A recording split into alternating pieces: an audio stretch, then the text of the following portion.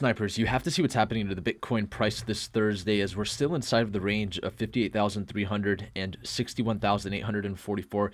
We had a retest above the $61,800 resistance level today, but our daily candle is now about to close here in less than 10 minutes below the $61,844 level. So we're inside of this really important range where we have the previous all-time highs we've been talking about here at 64,855.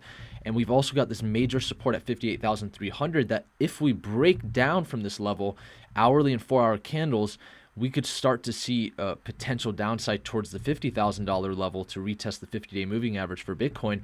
So we're in a very important area here. So I want to really address the bears and the bulls. And a lot of people are talking about altcoins inside of our Discord group. We have the #1 cryptocurrency Discord group in the world. The link is in the description below. A lot of people are talking about Shibu, and a lot of meme coins are really in the light right now.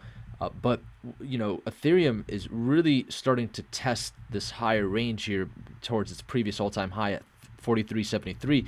The question is, are we going to be seeing Ethereum break out back inside of this range that Ethereum has been able to get to numerous times now? Even on September 7th, we reached this range that dates back to when Ethereum first started moving above $700 US.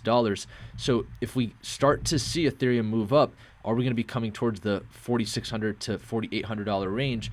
I want to talk about the bearish and the bullish case, of course, to address both sides and both audiences, because really a lot of this has to do with what's happening to the Ethereum to Bitcoin chart. But notice how every candle so far is stuck to the 50-day and 100-day moving average. So as much as we're seeing some price action above the 50-day, this is a volatile chart. So I wouldn't say we broke out of this range yet. Really, if we can get above 69,000 Satoshis and start closing hourly and 4-hour candles into the 71,000 Satoshi range, maybe we could see a potential break here to the upside for Ethereum to Bitcoin, which would also break a lot of the altcoins to the upside that are outside of Bitcoin and Ethereum. So I think that is going to be an interesting thing to monitor here over the next 24 to 48 hours as Bitcoin decides how it wants to react to this range here with 58,300 sitting right there down as a major support level. We really want to start watching this daily candle as it's about to close, the body below the weekly open with a bearish tail right now. So we cannot deny that fact. So it's going to be interesting to see what happens here. Just keep in mind, 58,300 is the major support. So total cryptocurrency market cap chart. I do want to address this really quick because, you know, we've failed to form new highs. We've formed a lot of lower highs. And that typically is a sign that things are slowing down a little bit. So this is an interesting schematic that I found. It looks like we might have the ability to come back, test the $2.5 trillion level, and if that doesn't hold, 2.259 trillion comes on the table. But this could all change if Bitcoin is able to move up above 61,844. So, you know, we want to address the bears and the bulls. Like I said, if we can get above 61,844, we just need to see some hourly and 4-hour candles. There's the potential we get back above the previous all-time high, and that certainly would move Ethereum up, in my opinion, regardless of if the Ethereum to Bitcoin chart is not performing well. So 61,844 is still the major level, but we have the weekly open, the previous weekly open, and of course the major resistance there as a roadblock that we just need to get above in order to see a retest of previous all-time high. So that's the one positive thing. And with Bitcoin dominance at 44.44% sitting right between the 200 and 100-day moving average, if we look at the 6-hour chart, notice how we're starting to see some bearish pressure with some new lows forming right now. But it does look like we're still in this flaggish type of pattern that could certainly break out as it heads towards the apex here, which could happen here in the next few days. So I think the main thing to watch with this chart, as I've been saying, is the 20-week moving average, which we have been mainly staying above. We're seeing some wicks and tests of the 20-week, but we've stayed above it so far. So if we can assume this is a level where we could bounce, I think that's fair to assume to retest this, a sort of neckline of an inverse head and shoulder type of pattern. Maybe even we can consider it a cup and handle. So Bitcoin dominance still looks bullish in my opinion, especially with its correlation to the DXY. And with the DXY, we are pushing down right now, but nothing significant. We've stayed above the 20-week moving average, and we're staying pretty much above the 50 days so far.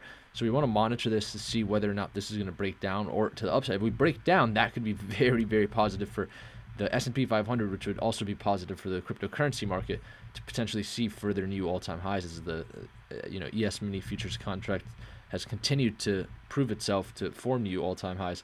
So we're certainly seeing the effects of asset inflation here. Gold is testing these higher levels at 1800, and of course oil, everyone knows, has been moving up. So very interesting chart with the gold to Bitcoin chart that we'll continue to monitor to see if we can get above this 50-day moving average. If we do, that could be an indicator of something, because on April 14th that predicted the $64,000 top that we saw, and so we get above that, that could be a confirmation.